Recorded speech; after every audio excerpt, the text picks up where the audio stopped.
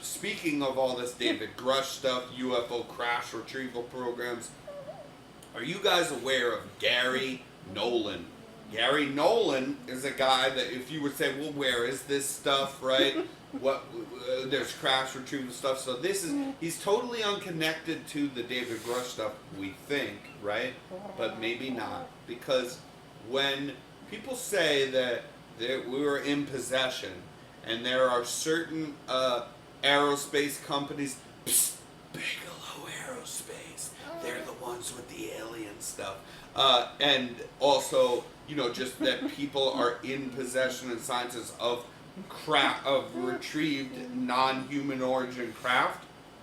Well, Gary Nolan, just straight out in public, and not recently, for a while now, has been saying that he is in possession and speaks openly about of supposed UFO crash material from a spacecraft that is non-man-made. God, this guy's got a hell of a bio, Gary Nolan. Go ahead and read it real quick, because Gary Nolan is very impressive. Has published over 300 research articles and is the holder of 40 U.S. patents. Been honored as one of the top 25 inventors at Stanford University. Motherfucker, Yeah. smart. Yeah, I told you, Gary Nolan. So this guy's very. He also those patents. I know you're saying he holds a lot of them, 20 of them, whatever. But 40. But 40 of them, for God's sakes. But I know one of them is a machine that he actually uses to be able to look down deep at 0.001 down to the smallest degree, which was vastly further and zoomed in more than any other instrument we have ever had to look at particles and isotope ratios within pieces of metal and or rock or anything. And all of the top leading laboratories in the entire world use a machine that he designed and patented.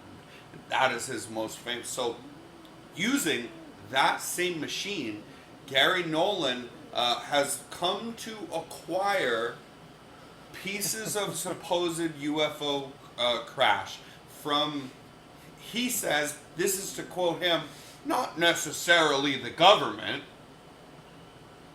That's a quote, right? But like people that bring me the stuff. Yeah. Why would you say it's definitely the fucking government, and they came to him because he also talks in separate interviews that he's done about people from the government and or to quote him again, and or working with the government, and came to his fucking lab, came to his office, and asked him to look at these things. So he has looked at them, and he has come to a conclusion that they would either be, they're definitely, let's say, if they were not man-made, which would cost you tens of thousands of dollars to make, ready for this, the penny-sized piece that he is studying, right, that supposedly came off of a space, the metals, not rock, but metals that are from something. He has also been given materials before. Don't think this guy hasn't been given materials, and he talks about this where he says, this is from a plane, an American plane that we made in 1952 at this Air Force. I mean, this guy knows how to look at metals to that kind of extent, and can just straight up throw out the people giving him stuff that he's not going to be confused about what he's looking at here. So he says that based on the isotope ratios of the material that he is in possession of, they are definitely, if it wasn't designed, they are not from here. If it was designed by human beings here, that less than a penny size of metal that he has would have cost somewhere around $20,000 to $30,000 to make that. Back in the 70s, when it was recovered and there were no... and there were no machines that were able to look at metals like that. I forgot to mention that part when I told you about this. Well, I'm glad you mentioned And then it. dropped on a beach in Brazil,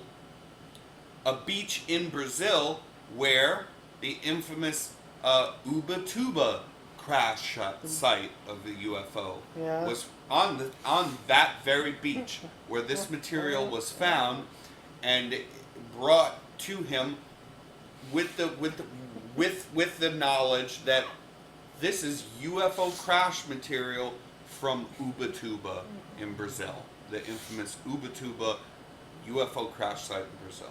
And he studied this. Say it one more time for everyone. Ubatuba. Yeah. So he is in possession of this, right? And has looked down into the molecules of this thing and said based on the isotope ratios and the thin layering, right? Thinner than a human hair between all of the different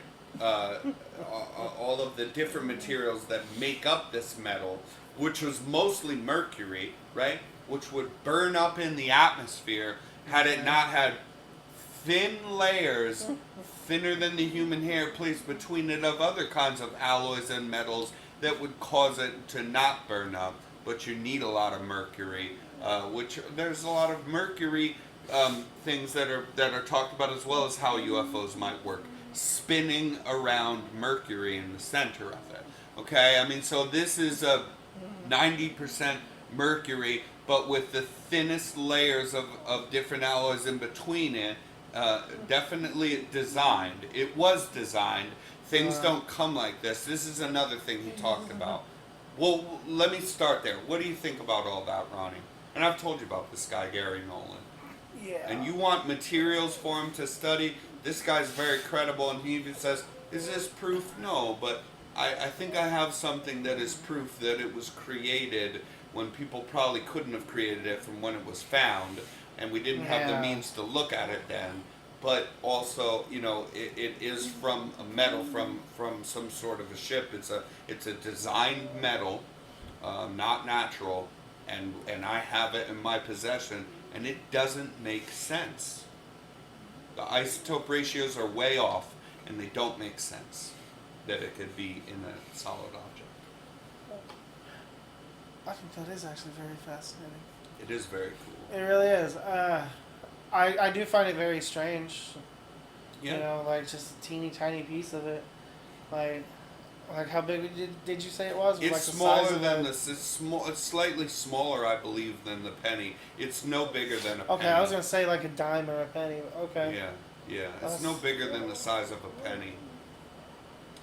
And he has a couple of them. He's like I said. Is he the only one that's had eyes on the thing, or is other? No, he was brought this by people By that other came into people, his okay. office. That's pretty cool. Not necessarily the government. Not necessarily the government. Yeah.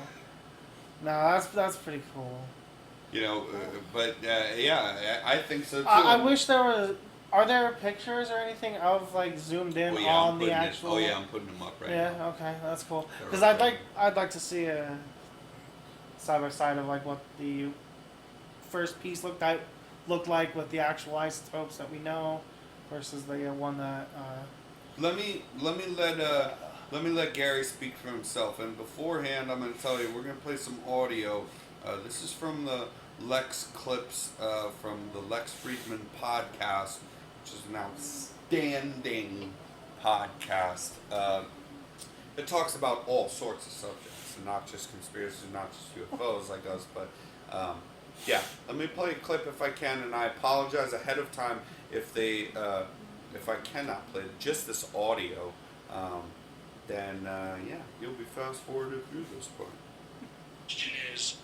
And so then we had two pieces that came from two different chains of custody, both claimed to be from the same object. At least physically, when you look at the two things, they look the same, right?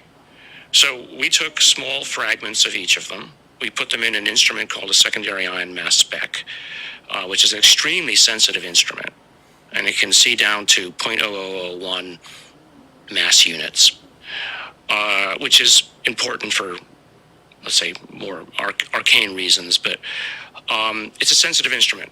And so one of the chains of custody, we had two pieces from the same chain of custody, and then two pieces from the other chain of custody. One of them had completely normal magnesium isotope ratios, magnesium 24, 25, 26, and the other was off. Not just like slightly off, way off. And they were both off to the same extent. So, I mean, it was sort of like you had an internal control of what was normal, and you had this other one which was wrong. And so you're left with kind of an open question. Was this a hoax? Were these two chains of custody, one of them a hoax, that somebody purposefully introduced those things? Because you could do it. It would cost a lot. I mean, at the time that this was found, I guess the 1970s or so, might have been earlier, I forget. The amount that I had would have cost several tens of thousands of dollars to make.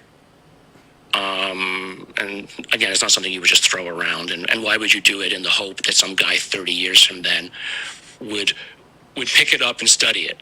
Yeah, it's a very subtle troll. It's a long-term plan. So yeah, I think that there's no reason you'd do that.